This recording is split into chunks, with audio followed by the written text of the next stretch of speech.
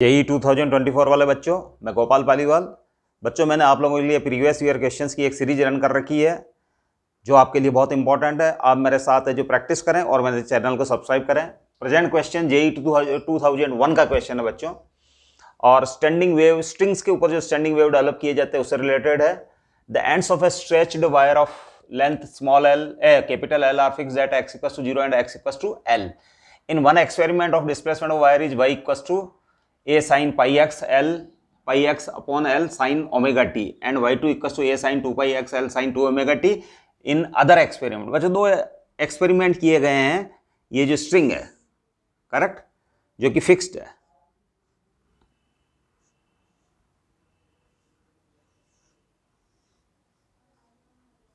Correct. एक बार है जो ये वाली स्टैंडिंग वेव डेवलप की जाती है ना। इन वन एक्सपेरिमेंट ये standing wave y1 equals to a sine pi x L sine of omega t, ये वाली स्टैंडिंग वेव। और इन अदर या इन सेकेंड एक्सपेरिमेंट जो वेव डेवलप होती है स्टैंडिंग वेव, वो है बच्चों a sine 2 pi x L sine of 2 omega t, यानी उसकी फ्रीक्वेंसी है जो बच्चों चेंज हो जाती है। ओमेगा है इसकी frequency, angular frequency omega T है। इसके बाद एम्पलीट्यूड में भी चेंज है बच्चों, यहाँ a sine pi x upon L है या a sine 2 pi x upon L है। अंडरस्टैंड। अब ये क्वेश्चन कह रहा है कि एनर्जी जो है फर्स्ट इस एक्सपेरिमेंट में जो एनर्जी है वो है बच्चों E1, और इस एक्सपेरिमेंट में एनर्जी वो है E2, करेक्ट। तो E1 और E2 में रिलेशन एस्टेब्लिश करना है आपको। मतलब ये एक्सपेरिमेंट में जो बच्चों ये वाली स्टैंडिंग वेव डेवलप की जाएगी वायर में, और दूसरे एक्सपेरिमेंट में दूसरा जो यही होगा है ना, ये वाली स्टैंडिंग वेव डेवलप की जाएगी। तो जब ये वेव डेवलप की जाएगी तो उसकी एनर्जी ऑफ द यहाँ से यहाँ तक की जो एनर्जी है वो E1 है। और जब सेकेंड एक्सपेरिमेंट होगा तब ये वाली है जो 2 ओमेगा फ्रिक्वेंसी वाली है जो स्टैंडिंग वेव डेवलप की जाएगी, जब एनर्जी E2 है, कहां से कहां तक, यहां से यहां तक की। तो आपको E2 और E1 में रिलेशन एस्टेब्लिश करना है बच्चों। अंडरस्टैंड। तो बच्चों we know that energy of a travelling wave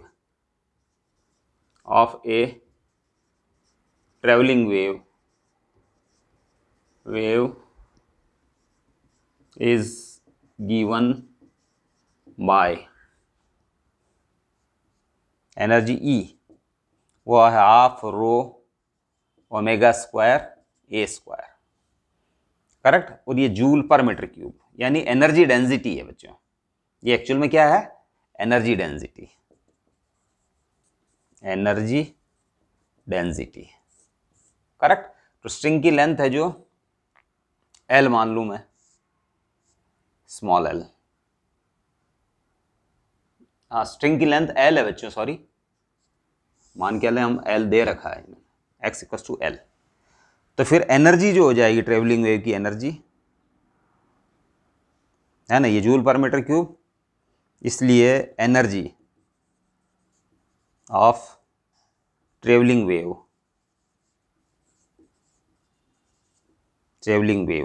correct. अब ट्रेवलिंग वेव की एनर्जी जो है ये जूल पर मीटर क्यूब के अंदर है, और आपके पास जो है एक जो स्टैंडिंग वेव बच्चों, स्टैंडिंग वेव बनती है due to superposition of two waves travelling in opposite direction में ट्रेवल करने के कारण है जो दो आइडेंटिकल वेव्स अपोजिट डायरेक्शन में जब ट्रेवल करती है, जिनकी फ्रीक्वेंसी सेम हो, आइडेंटिकल वेव्स हो, है ना, वेवलेंथ वगैरह हर चीज सेम हो, तो उनके सुपरपोजिशन से जो वेव बनती है that is the standing wave. तो बच्चों यहाँ चूंकि है जो ये ट्रेवलिंग वेव की एनर्जी ऑफ ट्रेवलिंग वेव है जो कि किसी x या नेगेटिव x डायरेक्शन में ट्रेवल कर रही है, उसकी एनर्जी की डेंसिटी है बच्चों। तो चूंकि ये जो स्टैंडिंग वेव के अंदर, स्टैंडिंग वेव टू टाइप की वेव से मिलकर बनी होती है, टू आइडेंटिकल वेव से बनी हो जाती है, तो फिर है जो ध्यान रखना स्टैंडिंग वेव की एनर्जी जो है वो हो जाएगी 2 into twice half rho omega square a square, 2 से 2 कट गया तो rho omega square a square joule per metre cube, है ना। ये फॉर स्टैंडिंग वेव, क्योंकि ये जो since standing wave standing wave वो होती है due to two identical waves. Standing wave है जो मूविंग इन अपोजिट डायरेक्शंस, उनके जो सम से बनती है स्टैंडिंग वेव। तो एनर्जी डेंसिटी भी हो जाएगी बच्चों rho omega square a square joule per metre cube, है ना।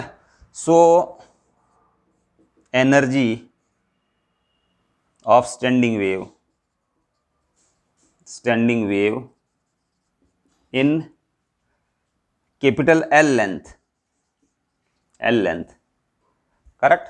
तो वो हो जाएगी बच्चों E equals to rho omega square a square capital L length में, और उसका क्रॉस सेक्शन अगर S हो तो ये हो जाएगी 1/L इंटू S, ये उसका वॉल्यूम हो जाएगा।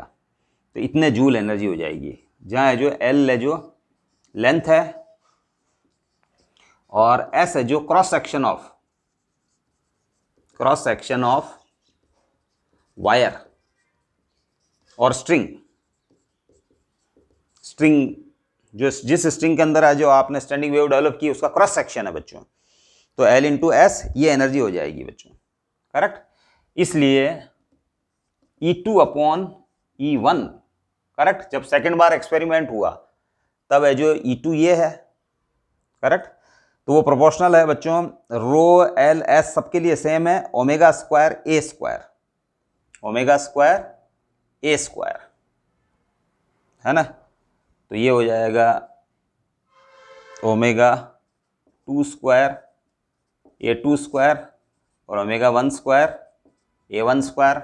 नाउ ओमेगा 2 है जो हो जाएगा बच्चों एल एस तो कट जाएगा, L इंटू एस, और यहाँ पे भी L इंटू एस कैंसिल हो जाएगा, तो LS से LS कैंसिल।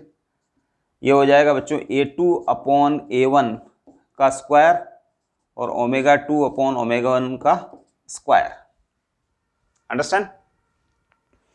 अब बच्चों ओमेगा 2 तो आपके लिए ट्वाइस ओमेगा है और ओमेगा 1 ओमेगा है आपके पास, और A2 अपॉन A1 तो ये एम्पलीट्यूड है आपके पास साइन, ये जो इसका एम्पलीट्यूड और ये इसका एम्पलीट्यूड, ये A और ये एम्पलीट्यूड है। और अलग अलग पोजीशन के ऊपर अलग अलग एम्पलीट्यूड्स होते हैं, क्योंकि स्टैंडिंग वेव के अंदर है जो सब पॉइंट्स के जो एम्पलीट्यूड सेम नहीं होते, एम्पलीट्यूड मैक्सिमम डिस्प्लेसमेंट इसका माना जाएगा बच्चों। ये मेन पोजीशन है तो it is amplitude A। Amplitude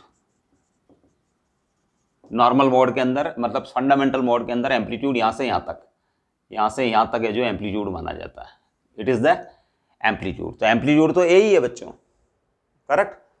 A amplitude sign पर, और अलग अलग पॉइंट्स अलग अलग एक्स के लिए अलग अलग एम्पलीट्यूड होते हैं, हमको पता है। जैसे ये x इक्वल टू 0 है तो इसके लिए एम्पलीट्यूड ये माना जाएगा, ये पार्टिकल हमेशा इस एम्पलीट्यूड से वाइब्रेट होगा, इसके लिए ये पार्टिकल हमेशा इस एम्पलीट्यूड से वाइब्रेट होगा, अंडरस्टैंड, इस एम्पलीट्यूड से। तो ये एम्पलीट्यूड होंगे अलग अलग एक्स के लिए। तो एम्पलीट्यूड तो इसमें A ही है, सेकेंड वेव का भी A है, तो A अपॉन A का स्क्वायर ओमेगा 2 ओमेगा और ये ओमेगा और ये स्क्वायर, तो आपके पास हो गया 4। क्या आ रहा बच्चों 4, इसलिए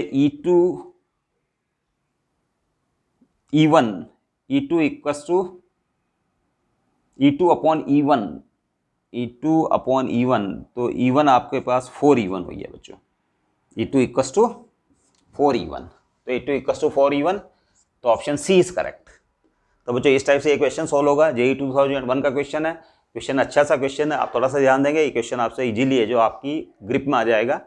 इसी टाइप से आप कॉन्सेप्ट को अपनी इंप्रूव करते चलें। We will meet with our next question. Thank you.